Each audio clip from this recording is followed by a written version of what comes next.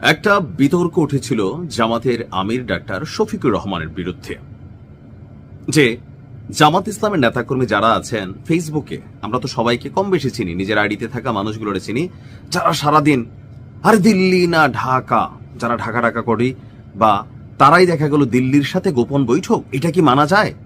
এটা নিয়ে একটা ন্যারেটিভ তৈরি হয়েছিল না, যে আমাদের জামাতের আমির আন্তর্জাতিক গণমাধ্যম রয়টার্সকে দেওয়া একটা সাক্ষাৎকারে তিনি বলছিলেন যে ভারতের, তিনি যখন অসুস্থ হয়ে হাসপাতালে ছিলেন, নিউজ হেডিংটা ছিল ভিন্ন, যে ভারতের সাথে জামাত আমিরের গোপন বৈঠক, কিন্তু আসলে বিষয়টা ছিল কি, তিনি ছিলেন হাসপাতালে, অনেকে তারা দেখতে আসছে, কূটনীতিকরা, ভারতেরও দুজন কূটনীতিক দেখতে আসছে, আসার পরে তিনি জিজ্ঞেস করছেন যেটা আমরা জানাবো কিনা, তো তারা বলছে এখন জানাইয়েন না। তিনি না জানানোটা এটা অবশ্য ওনার মিস্টেক ছিল, যেটা নিয়ে তিনি পরে একটা বক্তব্য দিয়েছেন। যাই হোক, বাট জাতির মধ্যে একটা জিনিস ঘুরপাক খাচ্ছে যে না না না, ঘটনার মধ্যে মনে হয় প্যাচ আছে, ঝোল নিতে হবে। আমরা প্রতিদিন একটা ভালো কাজ করব আর কারোর সাথে দুর্ব্যবহার করব না। কিন্তু আমাদের চায়ের বিল কে দিবে? উনি কে? আমার আব্বা। আমার আব্বা? মেহরিন তো বলছে মেহরিনের আব্বাই নাই।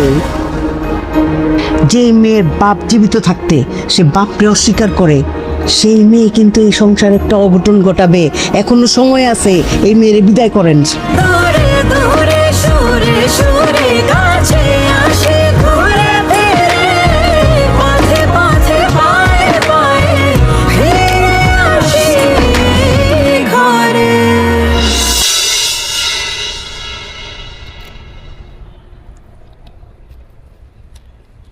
বাবা, তোমাকে একটা কথা জিজ্ঞেস করি। বল মা।